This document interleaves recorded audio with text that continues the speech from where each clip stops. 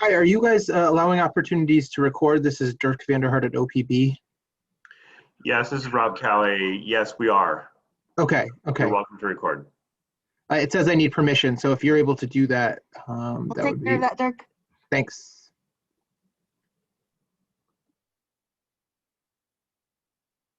Okay, well, let's get going.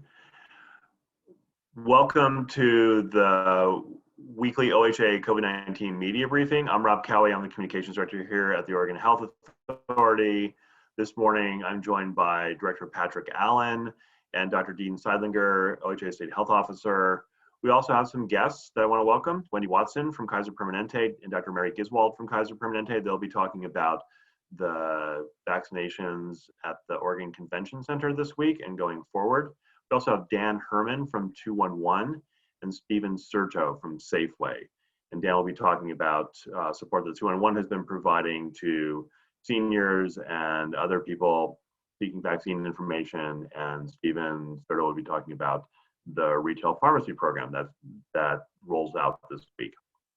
I want to remind folks this is a media briefing.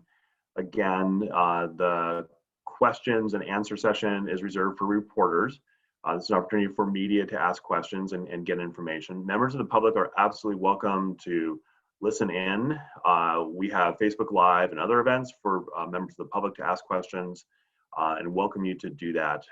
But we are going to ask that if you have a question, let's leave time for reporters to ask those questions. If you are a reporter, to identify yourself, here's the information on how you do that. Make sure that you rename yourself and provide your media outlet in the Zoom window. And to do that, click on participants. You'll see a more queue, go to rename, and then type your name and your outlet in the pop-up box. And next slide. And if you want to ask a question, please send a chat message to the OHA host, and Gabby will get you in the queue. And then when your turn comes up, I will call your name and the host will unmute you. I'll also try, to the extent that I can, to just let you know if you're on deck or on double deck as we work through the list of people who have questions. And with that, let me turn this over to Oregon Health Authority Director Pat Allen. Great, thanks, Rob. Good morning again. I'm Patrick Allen, Director of the Oregon Health Authority. Welcome to our weekly media briefing. As Rob said, I'm glad to welcome 4 guests: Wendy Watson, Chief Operating Officer at Kaiser Permanente Northwest, and Dr. Mary Giswald, Associate Medical Director at Kaiser. We also have Dan Herman from 211 Info, as well as Stephen Certo, who's the Director of Pharmacy Operations for Oregon and Southern Washington for Safeway Albertsons. And I'm also joined by Dr. Dean Sidelinger, our State Health Officer. Dr. Sidelinger will give you an update on the pandemic in Oregon. He's also going to tell you about our investigation into several breakthrough cases that emerged in recent days in 2 counties. Breakthrough cases are instances in which people who've been vaccinated contract COVID-19. This is a serious but not surprising development. Both COVID-19 vaccines are highly effective, but even with the vaccines that are 95% effective, some people will still get sick. This is common with all vaccines. The vaccine clinical trials included breakthroughs, but in those cases, the vaccines reduced severity of cases. Dr. Sidelinger will give you more details about what we know and don't know about these cases here in Oregon. But first, let me give you a quick update on Oregon's COVID-19 vaccination program.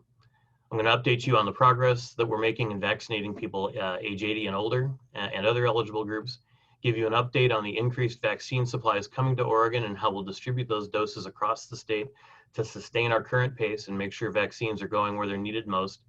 And finally, I'll tell you how we're going to continue to support older adults as they become eligible for vaccinations. But before we get into those updates, I want to say 3 things. First, we remain on pace to administer first doses to 75% of all eligible populations, including all seniors, by early April. This week, we added people who are 80 and older, and while we had some rough patches, we're on track to move forward to open vaccinations to people 75 and above next week. I want to thank seniors and people who care about them and care for them who patiently navigated the first phase of our vaccine eligibility expansion this week.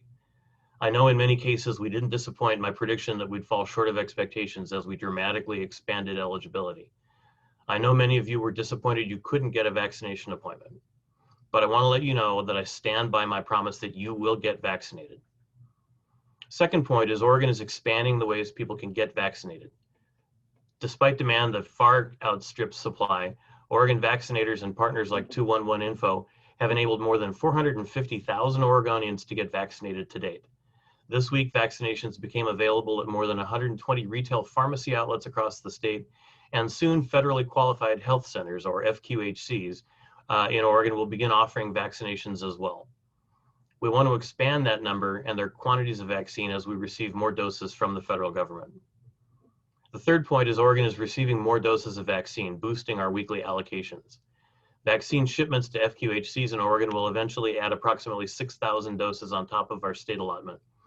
We also expect to receive more Moderna doses. These additional doses will help ensure our timelines stay on track, and we may even get through our population of older adults sooner, but it's still too early to tell. Now let's look at the latest numbers to see how Oregon is doing in distributing vaccines. As of reports through February 11th, Oregon had administered 623,909 total first and second doses of COVID-19 vaccines.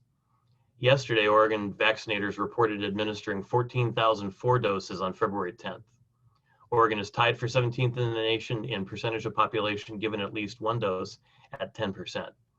As of today, our 7-day rolling average is 17,341 shots per day. Here's where we stand in vaccinating all currently eligible people, from healthcare workers to school staff to people 80 years old and above. By the end of this week, we expect that Oregon vaccinators will have administered first doses to more than 500,000 Oregonians, unless weather takes a major toll on our ability to vaccinate people in the coming days. The 500,000 people vaccinated represents 70% of the nearly 720,000 people who are eligible today to be vaccinated. While it's impossible to know exactly how many people have been vaccinated in each prioritized group, we do know that for people 80 and above, as of February 10th, we've administered first doses to 43,798 individuals. That represents 26% of the population of people who are over 80. In terms of phase 1 and educators, we're reallocating doses to support phase 1A. This week, we shifted some of our allocations from educators to help certain counties that reported ongoing demand from remaining people in phase 1A populations. In terms of educators right now, we've allocated enough doses to provide first dose vaccinations to approximately 50% of the state's 152,000 educators on the spreadsheet we showed you here at a news conference 3 weeks ago. 3 weeks ago, we thought we'd have allocated enough doses for 59% of educators. While we've had to make some allocation adjustments in certain counties, we're still on track. 17 counties across Oregon requested 100 doses or fewer to vaccinate the remaining educators, early learning employees, and childcare workers next week. Based on this progress, we will open vaccination eligibility to people who are 75 and older on Monday. Yesterday, Vice President Biden announced that the federal government will purchase 200 million more Pfizer and Moderna vaccines. That's good news, but we know those doses are still months away. In the meantime, our state allocations have continued to increase. Starting next week, we expect to receive 3,000 additional Moderna first doses per week. As I mentioned previously, approximately 10 Oregon FQHCs will receive a total of another 6,000 doses per week soon. The federal government will also begin counting 6 doses in each vial of Pfizer vaccine. This doesn't increase the amount of vaccine coming to Oregon, as the 6th dose has always been there, but it will now be officially recognized in our allocations. As a result, our weekly allocation of first doses will increase from 75,000 per week to more than 82,000 per week, not counting that Pfizer reconciliation. Yesterday saw the launch of one of the new programs we announced last week, the Federal Retail Pharmacy Program. The Federal Retail Pharmacy Program is a collaboration between the federal government, states and territories, and 21 national pharmacy partners and independent pharmacy networks to increase access to COVID-19 vaccinations across the country. The program is coming online this week in Oregon. Shipments arrived on February 10th at 127 retail pharmacies across the state. This program offers locations in 27 of Oregon's 36 counties. These locations include 103 Safeway Albertsons locations, 13 Costco locations, and 11 Health Mart pharmacies, which are independent affiliates. The retail partners in this program will screen for the appropriate age band per Oregon's vaccine plan, starting with people 75 years of age and older. But we know we need to use these expanding supplies of doses effectively to keep up with growing demand of a larger eligible population and reach community immunity as quickly as possible. Let's go to the next slide, please. As this slide shows, beyond doses that go directly to retail pharmacies or pharmacies vaccinating residents and staff at long-term care facilities, there are 4 primary ways OHA distributes vaccines to our local partners. First, we use local public health authorities, who in turn work with local providers to get shots in arms. Second is mass vaccination clinics, such as the Oregon Convention Center and similar sites in Deschutes, Jackson, Lane, Benton, and Marion counties and elsewhere. High throughput sites that can handle a large number of patients, such as FQHCs. Fourth is targeted doses for specific high priority at-risk populations. For example, mobile clinics for homebound seniors or people with developmental disabilities. And finally, tribal health authorities, in recognition of our responsibilities to meet our government-to-government obligations to our sovereign tribes. In time, with adequate federal supply, we ultimately need to reach and maintain more than 25,000 doses per day to achieve community immunity in Oregon before autumn. Here are some of the steps we're taking to keep the pump primed, maintain high throughput, and prioritize vulnerable people and communities through these different vaccine distribution channels as we look forward to receiving more doses from the federal government. First, we're going to provide predictable allocations to vaccination sites. We want to provide vaccination sites with a consistent, reliable schedule of doses so they can plan multiple weeks ahead, which in turn would allow vaccination clinics the ability to open appointments on more than a weekly basis. Second, allocate doses to counties on a pro rata basis by senior population. We are allocating doses to county partners based on the number of older adults living in each county. Third, prioritize retail pharmacy distribution using the Centers for Disease Control and Prevention's COVID Community Vulnerability Index. We're directing the federal government to steer doses to retail pharmacies that serve census tracts with the highest social vulnerability, such as greater poverty, housing insecurity, and other factors. These are the communities most vulnerable to COVID-19. And finally, direct allocations to mass vaccination sites. We'll continue to allocate a sizable portion of our doses to centralized sites that administer vaccines to a large number of people per day. Now, let me turn it over to our partners. Let's start with Wendy Watson, Chief Operating Officer at Kaiser Permanente Northwest, and Dr. Mary Giswald, Associate Medical Director at Kaiser. They're going to talk about the vaccination clinic at the Oregon Convention Center and how seniors can get appointments in coming weeks. Great, thanks, Pat. So I'll start with an overview of how we're doing with the 4Health system operation at the Oregon Convention Center. So we've been in operation for 18 days now, and over those 18 days, we have administered a little over 54,000 vaccinations. If we look at the breakdown of that, it's about 25,000 of those in 1A, a little over 26,000 educators, and 2,450 seniors age 80 plus that we started this week.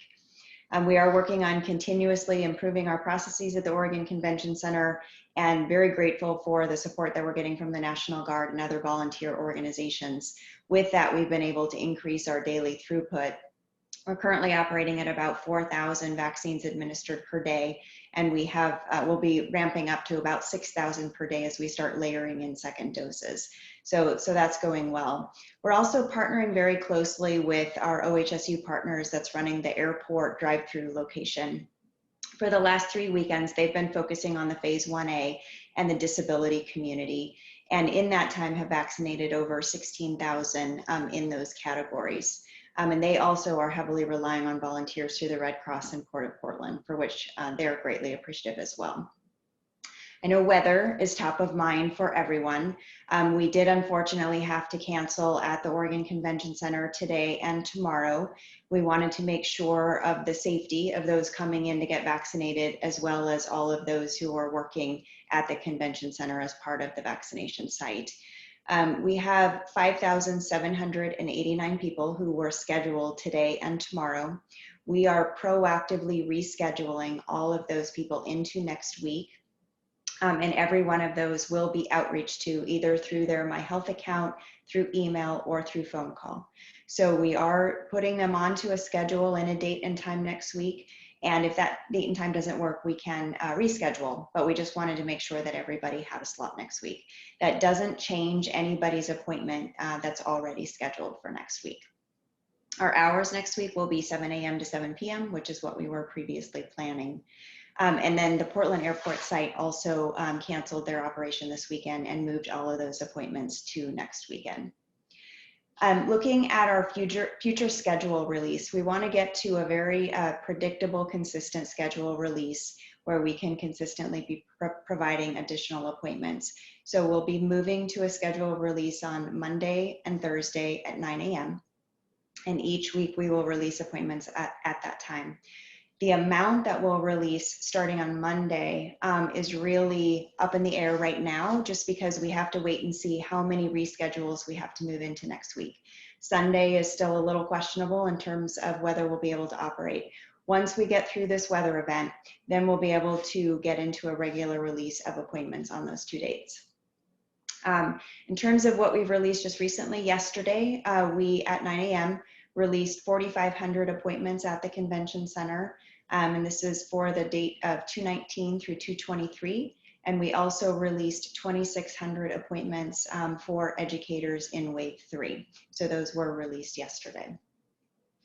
Another area I'd like to cover briefly is just ensuring equity in reaching the vaccine. So we know the convention center and the Portland Airport sites are not the location for everyone.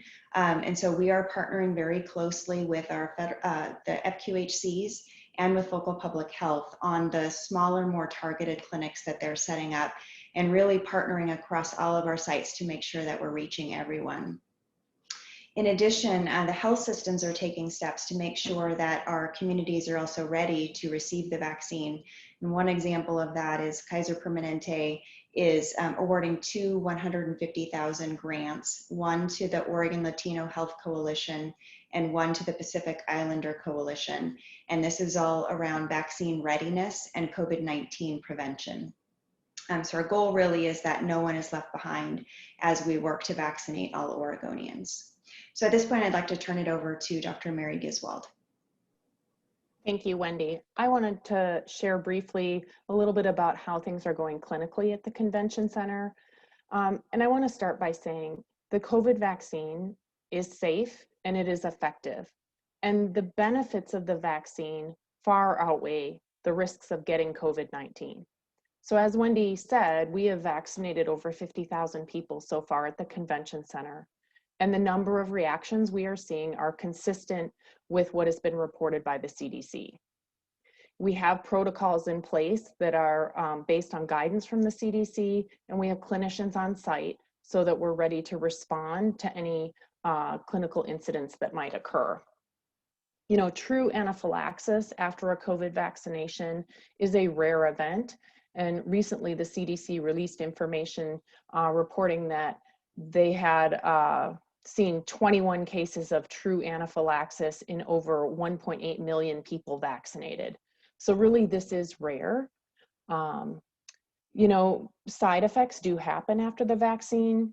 Most commonly things like arm pain, fever, headache. These things happen in the first 48 hours after the vaccination and really are a sign that your immune system is responding to the vaccine and creating that immunity that you need. So, you know, at the convention center, if people have a history of allergic reactions, we do monitor them after their vaccination twice as long as we would someone who doesn't have a history of severe allergies. You know, I mean, getting COVID-19 is dangerous. I've seen patients die from COVID. I've seen friends get COVID who are young, healthy people. And the side effects are real and can linger for a long time after this disease. And people can suffer from this. So I just really encourage you that when it's your turn and when the vaccine is available to you, please feel confident that it is safe and effective, and it's the right thing to do for yourself, for your family, friends, and your loved ones. Thank you. Thank you, Wendy and Dr. Giswald. Now let me turn it over to Dan Herman from 211 Info. Dan will talk about how 211 Info and the Oregon National Guard have been working to answer questions from seniors and connect people to vaccination events. Dan? Thank you, Pat. Good morning, everyone. Dan Herman. I'm the CEO at 211 Info, and I just wanted to provide some insight what it's looked like from the perspective of 211 info. First point would be this has been all about rapid response. We knew that as we got started in this project in about 4 days' time, the ability to scale would be really challenged. And that's despite adding 10 to 20 staff each couple of weeks to join us. And that's also bringing in 2 subcontractor call centers to join us in the effort. Despite all that, we knew the risk. We made efforts with the goal towards helping Oregonians and pushing through the challenges that were there. Lo and behold, one of the wonderful things that happened here when you lean into a problem and look to solve that problem is from the governor's office, we got an opportunity to get 30 National Guard to join us. Over the past weekend, those National Guard either drove in or flew in to Portland, and Monday morning, we were training them. By Tuesday afternoon, they were on our call phone, they were on our telephone taking calls from 80+ seniors and others inquiring about eligibility to get registered and signed up in the Get Vaccinated Oregon tool. Let me illustrate the impact that those Oregon National Guard had. The call load on February 2nd was over 1,500 calls a day. At times, 400 to 600 people were holding in the queue if they had not chosen our callback feature, which we strongly promoted. And call times were in some instances as high as 2 hours. Move forward after we brought the Guard on, again, effective Tuesday afternoon, to the statistics for February 11th, and we now had virtually no wait time. And that continues as I look at the queue this morning. Whether you call us or are waiting for a call back, you're going to hear from us within a matter of a minute or two. I think along the way, it's important to note, from my perspective, there was a couple very smart decisions made here. Obviously, number one was the enlisting of 30 Oregon National Guard to join in the effort. That decision came out of the governor's office last Thursday. Again, over the weekend, those folks arrived. The other really smart decision here is we're dealing with an audience, a group, a demographic that really is not oftentimes internet connected or digitally minded. So the ability to call 211, which is really a sweet spot, it's part of our value proposition, to talk human to human, person to person, proved really to be an important decision. Every week, we are getting kudos from communities, from callers. Our team is excited to help. There are a staff of helpers. And then lastly, I just can't praise the Guard enough. They're a fun group of people. They're outstanding in their effort and capabilities. And it's really been just a take the hill mentality, which has been so very helpful. Thank you. Thanks, Dan. Our final guest is Stephen Certo, who's the Director of Pharmacy Operations for Oregon and Southern Washington for Safeway Albertsons. He's going to tell you about how Safeway and Albertsons will provide vaccinations at retail pharmacy outlets. Stephen? Thanks, Patrick. I just want to start off by saying we, Safeway Albertsons, we're so grateful and appreciative of the partnership that we have with OHA, and we as a company, we're thrilled to be a part of it. And be able to provide vaccines for the communities that we serve. So we are really excited. As Patrick said in his statement, we have 127 pharmacies in our Portland division, which includes South Washington. 122 of those are in phase 1 of the federal partnership, with 103 of them being in the state of Oregon. And we are excited to announce that as of this morning, we have doses and we have opened the scheduling tool, which I'll speak in a minute, and start providing doses at all our 103 in Oregon, 122 total facilities. And just so I can kind of understand and let people understand what's going on is all they have, if they're in the designated criteria for the vaccine, they can log on to our website either at www.albertsons.com or safeway.com, and it kind of sends them through a little bit of a couple questions, and then they can sign up for the vaccine. And what's the nice thing that we're appreciative is it's a pretty easy tool. We know that there are people in a certain age group that may not have internet access. They can actually call the store and work with the pharmacy teams to also schedule vaccines for them as well. But they basically just go through a set of questions, and the scheduling tool will automatically schedule them. we're open, vaccines are available Monday through Sunday. And then once they sign up for a scheduled time, the next day the tool will send them confirmation that they have an appointment. And what we're really excited about, the following day or day 2, the patient customer gets a confirmation of second dose. So the system automatically knows that we are giving Moderna, so they automatically have a appointment for second doses 28 days later. And then in the interim, depending on what they said on the website was their preferable means of communication, they can receive a phone call, email, or text messaging to remind them of the appointment.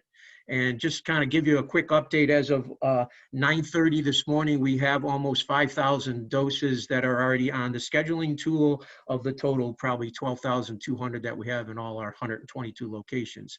So we're very, very excited to start this. As Patrick says, it's a slow process. Like I said, all of them are only receiving 100 doses. We do hope in the next couple of weeks to continue that, and as it ramps up, then we'll be able to open the scheduling tool a little bit wider so more patients can look 1 week and 2 week out. We just can't make that designation now because we're still not sure how many doses, but once that is available, we'll be able to open the tool weeks upon weeks so people can look and make sure. And then the last point I want to make, because it's very concerning from a consumer standpoint, is the scheduling tool also has the capability is that once all the doses are scheduled, it actually will shut itself down, so we don't have anybody that may get an appointment that really doesn't have an appointment for scheduled doses. So we're really excited about that. Again, we're excited to be a part of it and to do whatever we can to help our community. Back to you, Patrick. Great, thanks, Stephen, and thanks to all of our guests for joining us this morning.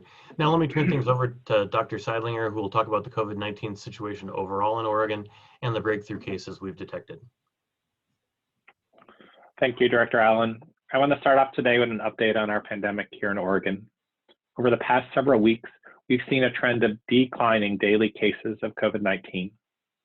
On January 2nd, our 7-day rolling average of new cases was 1,149. Yesterday, the average was 561, a nearly 50% drop. On Monday, we recorded 305 new and presumed cases, the lowest daily count since October 19th.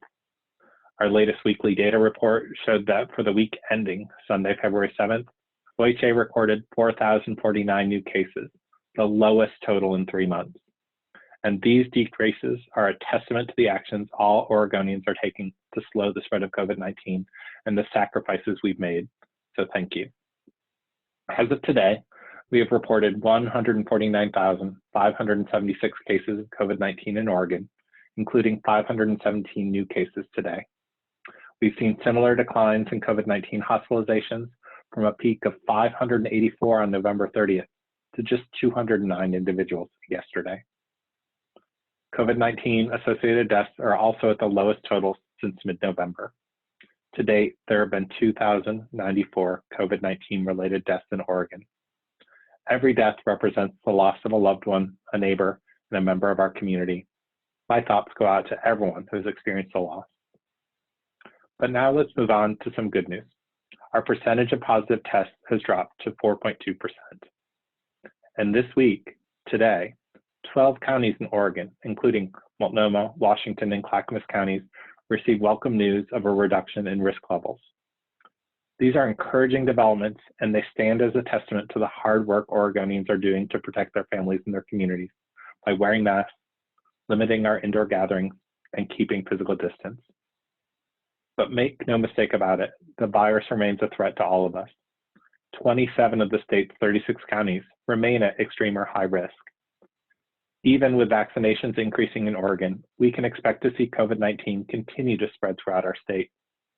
And as more communities open activities, we anticipate that cases are likely to increase. We still must protect ourselves and our loved ones by wearing masks, limiting our indoor gatherings, and keeping our distance. We've already discovered that the more easily transmitted virus variant from the UK is present here in Oregon, and other variants may follow. As Director Allen mentioned earlier, OHA is beginning to receive reports of individuals who have tested positive after receiving COVID-19 vaccines. In public health practice, we call this breakthrough cases.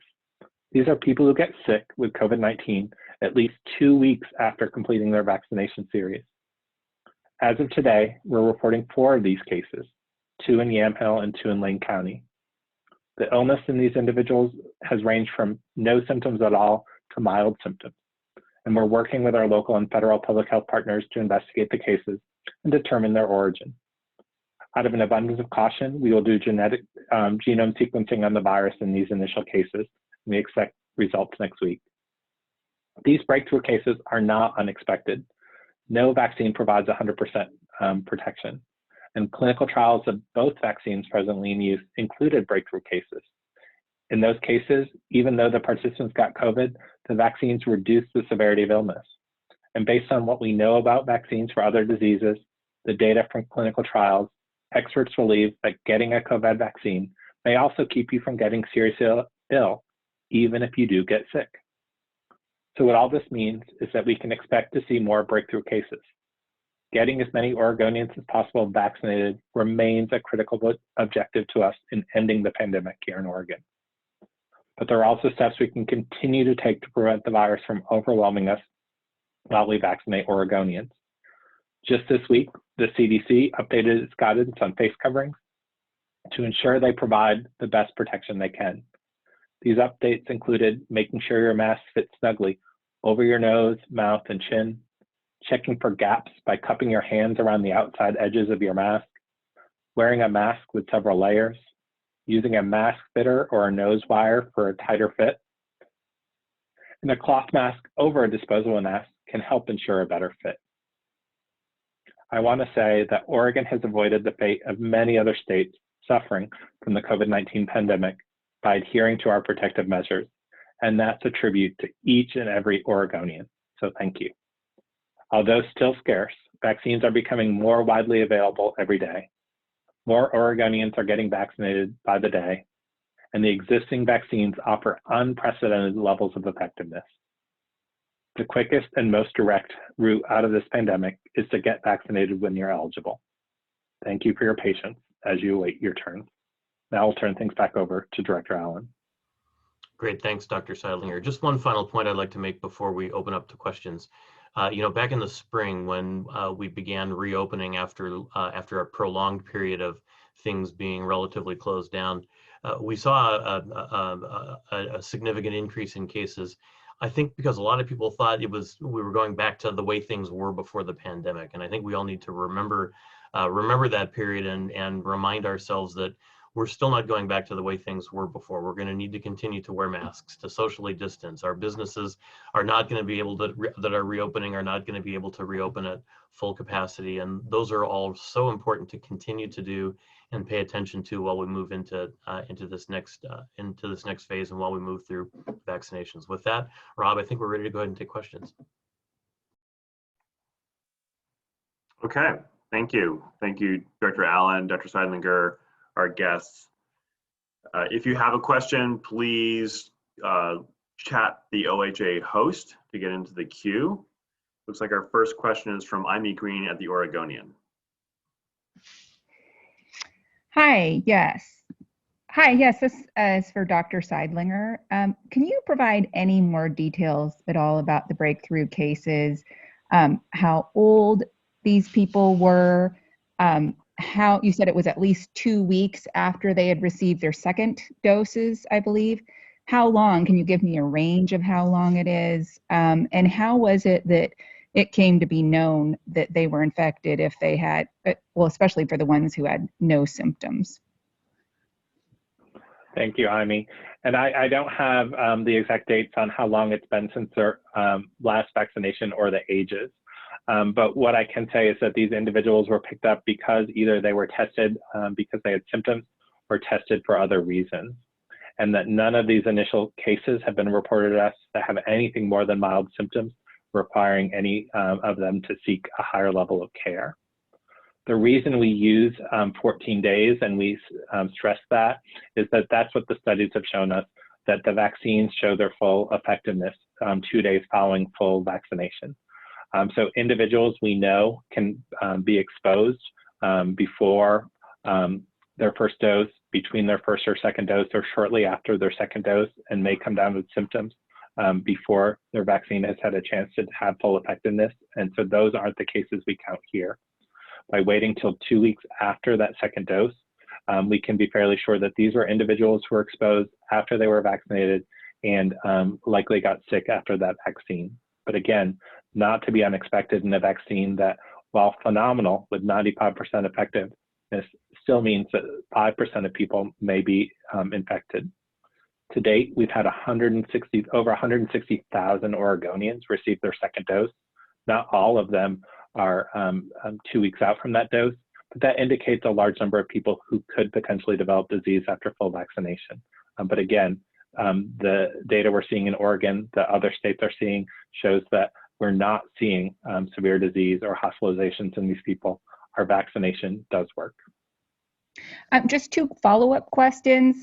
It's 2 in Yamhill, 2 in Lane County. Are they related to each other? Were they from the same households?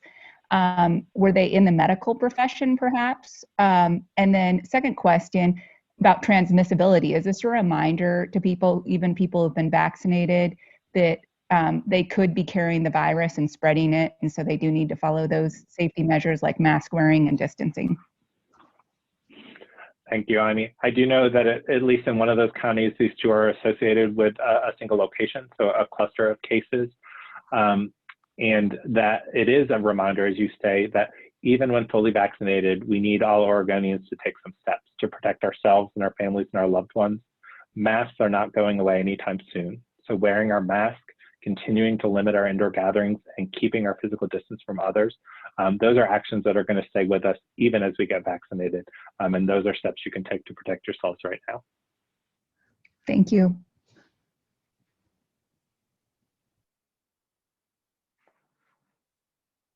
Okay, right now we do not have anyone in the queue. So if you have a question, this is a good opportunity to chat the OHA host and identify yourself and ask your question.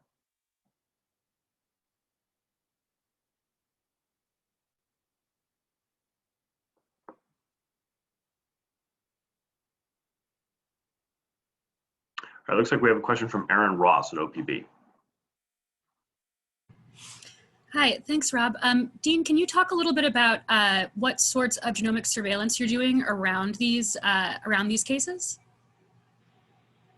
Thank you, Aaron. For these initial breakthrough cases, we're working to see if they had a PCR test that was performed, if we can obtain that specimen and get genomic sequencing on it to sequence the virus. If they have not, we're working to try and contact individuals so that we can get that sequence. While we don't anticipate that these are going to be associated with variants that are more highly transmissible, we want to be able to have that data. So we're working to get those from these initial cases. We'll work with our labs that are doing sequencing here in the state, as well as the CDC, to get that sequencing, and hope to have some initial results on that next week. And has the presence of the South African variant in California, has that changed your outlook or raised any concerns? I'm concerned about all of the more transmissible variants, particularly those that may be causing more severe disease arriving in Oregon.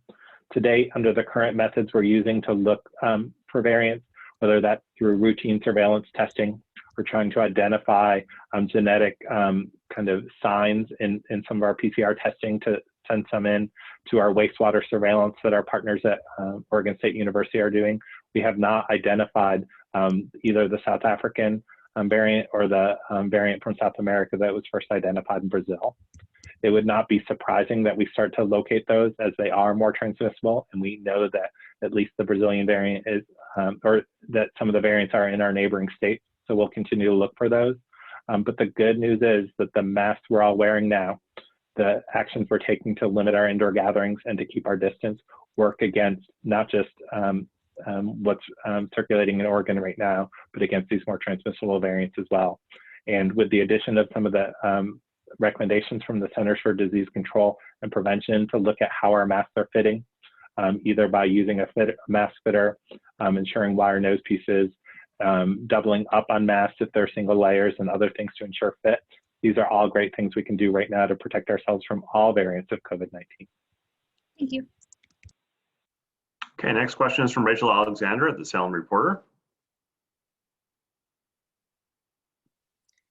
Hi, thank you. I'm wondering if you could go into a little more detail about how vaccine doses are being allocated to smaller and independent pharmacies, if that's a federal process or if OHA is playing a role there, and then how the equity piece you described about allocating doses to more vulnerable census tracts plays into that, if those doses are coming from the feds through that federal partnership. Sure. So the federal partnership is with the three different groups that I identified: Safeway, Albertsons, Costco, and oh my gosh, I'm going to forget the name of the third group. I'm sorry. Health Mart, isn't it? Health Mart. Yes, that's right. Thank you, Health Mart.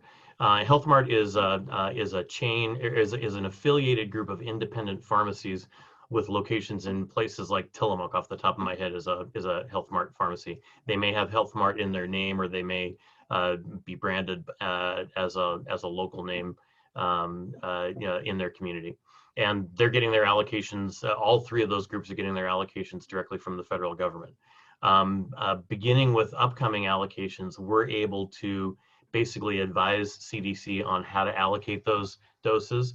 And so, and particularly as the doses increase, what we want to do is to be able to identify pharmacies that serve census tracts that have a high community COVID vulnerability index, which is calculated and published by the CDC as an indicator of communities most at risk of not only incidence of COVID, but of negative outcomes of COVID.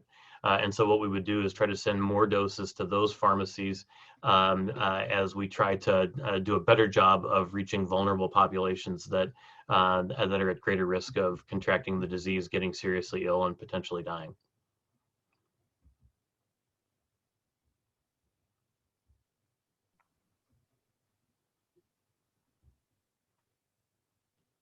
Okay, next question is from Ben Botkin at the Lund Report.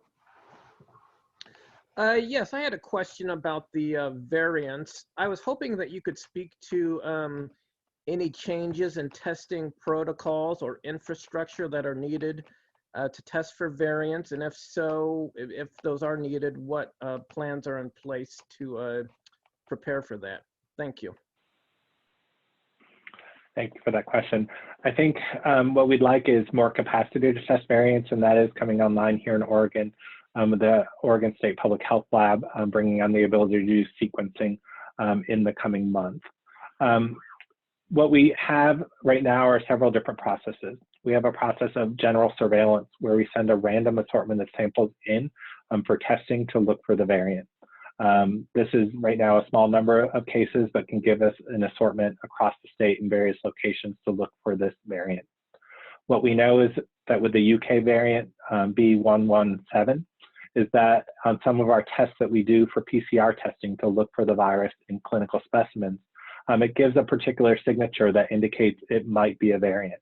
So when we see that signature in that lab test, we send that on for sequencing. We ask our commercial labs to do that. The Oregon State, other labs that use this machine do that as well. And in a subset of those samples, we found the B117 variant.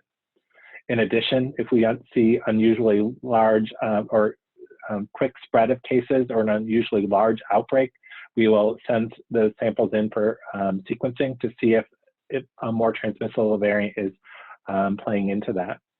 Our partners at Oregon State University are looking for viral fragments in wastewater, and that can give an indication of looking for additional specimens collected from people in that wastewater shed area for specimens. So right now, we have two of our academic partners, Oregon State University and Oregon Health and Science University, doing the sequencing with the ability to do it at University of Oregon as well, and coming on board our state public health lab partners, along with our federal partners at the CDC and various partners with our commercial labs. So again, we're building capacity and bringing that on board, and we have several different methods for identifying samples, either randomly or because of the circumstances to test for that. Breakthrough cases are another example of that. If we see breakthrough cases, we'd like to get the sequence to see if it's the virus itself contributing to that, or if this is routine spread in a small subset of individuals who've been fully vaccinated who are still susceptible.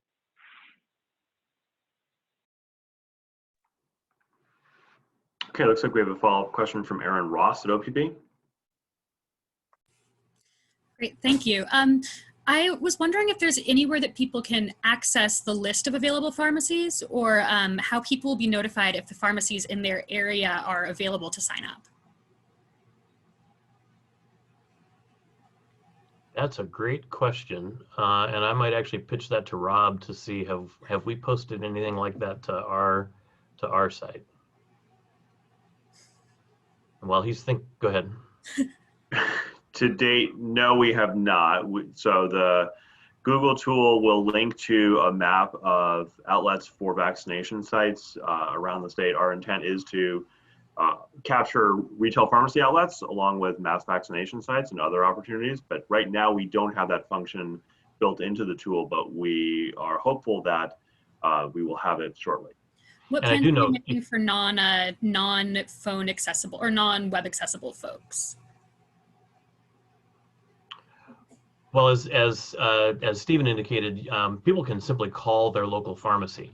If they're their local Safeway, Albertsons pharmacy, their local Costco, their local Health Mart. And if that pharmacy is not participating, I'm certain they can be directed to what's the nearest pharmacy in that organization that is. Okay, thank you. Mm-hmm. If I could just step in, and Aaron, based on just our company, all the patient has to do is come in, and the first part is they put in their zip code, and it gives every single store, like I said, in a certain radius, whether it be 5, 10, 30, or 50. And then the stores, like Patrick and Rob were saying, have the ability for patients who can't or don't have access to the internet to call the pharmacy, and then they could either schedule it at that store or let them know what doses may be available at some of the surrounding stores and help them get scheduled that way as well. Okay, our next question is from Christian Whitehall at the Lund Report. Hi, can you hear me? Yes. Yep. Okay, great. Yeah, the question I had, if you could, and this could be either for Director Allen or for Dr. Sidelinger, just talk a bit more about reaching community immunity. You mentioned 25,000 doses a day, I think, that you need to be administering to get there by autumn. Can you talk more about the pace of that? What percentage of immunity you're considering, community immunity, whether you might reach a certain point with vaccinations where you vaccinate everybody who wants to be vaccinated, and there's a big portion of the population that can't be bothered or doesn't want to be vaccinated. And anything else to do with reaching community immunity? Thanks. Yeah, thanks. I'll let Dr. Sidelinger talk about the science of community immunity, which is still a little bit of a moving target with this vaccine. The 25,000 doses a day by autumn is based on sort of a standard notion of about 70% of the population needing to be vaccinated. That's more of a working number, I think, than a real number. The good news is we've already had several days in this rollout where we have vaccinated over at or near 25,000 people a day. And on those days, every single vaccinator was desperate to get more vaccine because they could have vaccinated more people than they did. So we've got ample capacity to reach that level and frankly beyond. But I'll let Dr. Sidelinger talk about the science of community immunity. Thank you. I think, with this being a novel virus, we don't have a definitive number, but we know this is a very a virus that's easily transmitted from individuals. So we would expect to need a fair amount of people immune to the virus, likely in the 70 to 80% range at least, to provide that community immunity protection. You asked about, when we reach that part and we have people, everyone who wanted to be vaccinated, but still a fair number of people who weren't vaccinated. And that hesitant population is certainly top of mind for us now. We want to work as we roll out the vaccine to provide messaging to individuals, to link them with trusted sources and appropriate information so that they can make an informed decision about getting a vaccine. We know that in some of our populations who've been overly impacted by this virus, there has been some reported increased hesitancy in getting the vaccine. Some of our minority populations in the state. So we're working through partners and our local public health authorities to get information out to these populations. That work will continue as we roll out vaccine, and even when we have a fair number of the population vaccinated, to ensure that people have the appropriate information to make a decision about getting this vaccine. which, to reiterate, is a very safe and very effective vaccine. And we need to make sure that we get that information to individuals from a trusted source so that they can make that decision about getting vaccinated to protect themselves and their family. Right now, we're in a circumstance where we're just real quick, we're dealing with the challenge of lots more people who want the vaccine than vaccine that we have. But we also know from our own surveys that about 40% of Oregonians say they for sure want to get the vaccine. About 40% think they probably do, and then there's a percentage that definitely don't want to. And there is a point that we're going to flip over from more people and not enough vaccine to needing to really work hard on getting into that second 40% and on up, and that's gonna become our big challenge, is getting people to be willing to get vaccinated, just like we do every year in flu season, where we could immunize a lot more people than typically step up. You had a follow-up? Yeah, the follow-up question was just about children or young people, because the current vaccine is only good for older teens and above, I think. So what's the status on getting a vaccination for younger people, and how does that play into the 70 or 80% immunity? Yeah, so my understanding is studies are now underway for kids down to age 12. And I believe that's both the Moderna and Pfizer vaccines that are doing that. Actually having the vaccine approved for kids will help with that immunity, because the 25,000 number really comes from 70% of all Oregonians, which in practical terms means you would need to vaccinate all adults, and that's really unlikely. So having kids, younger kids eligible to be vaccinated will actually help us achieve that number. Thank you. Okay, we have a follow-up question from Amy Green at the Oregonian.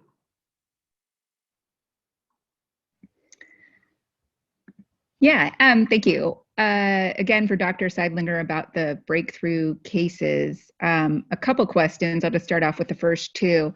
Can you describe, in the time since I last asked you the question, I looked around a little bit, and I'm not seeing many national news stories at all about breakthrough cases. Can you describe how common this is? Do you know these 4 cases in Oregon, are they among many in the US that I'm apparently not seeing? Or is this, pretty much a new thing in the US? And are you reporting this to the CDC? Thank you. I will say it would be a fairly new thing across the US using the definition that we're using. This is a definition proposed by the Centers for Disease Control that requires at least 2 weeks after the final dose. So really, most states are just seeing people who would fit that definition who could be considered a breakthrough case.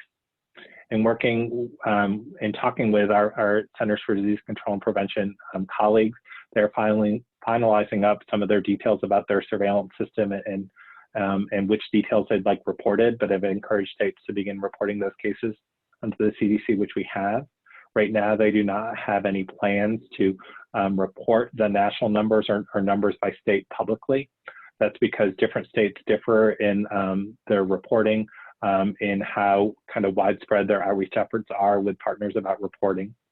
With these cases being identified here in Oregon, we wanted to share this information with folks so they can see that we continue to monitor the situation of spread of COVID as well as vaccines. But again, this is not unexpected, and I would anticipate that more states will be reporting numbers of breakthrough cases as they have more people who are fully vaccinated and who, if they developed COVID-19, would meet the case definition as a breakthrough case. Just to be clear, CDC is rolling out this reporting protocol as well as a case investigation protocol that they have just started rolling out, and Oregon is basically an early adopter of those case investigation standards and reports. Okay, thank you. And then the last question, there was some CDC advice recently about people who've received 2 shots not needing to quarantine. What would you say to that in light of these 4 cases in Oregon? That they're pretty rare, and you would agree with that people don't need to quarantine if they've been exposed, if they've received 2 shots? Yeah, I think in Oregon, our guidance aligns with the CDC guidance, and actually we came out with similar guidance in the weeks prior to the CDC. We know that with every vaccine, no vaccine is 100% effective at preventing disease, but the vaccines that we currently have in use and the vaccines that are in the pipeline for approval are highly effective. So the individuals who've received 2 doses of vaccine and have been at least 14 days out when they would be expected to have full immunity are not very likely to get the disease. And if they get the disease, it'll likely be mild symptoms. So we stand by the CDC and the OHA guidance that says that for those individuals who don't work in a sensitive location, like a healthcare setting or a congregate living facility or something else, where the spread of disease can happen much more quickly, that they could monitor their symptoms after exposure, but not have to quarantine in their house for 10 to 14 days if they've been fully vaccinated and it's been 2 weeks since their last dose. Thanks again. Okay, looks like there are no more questions in the queue. I know a lot of reporters are out covering the weather.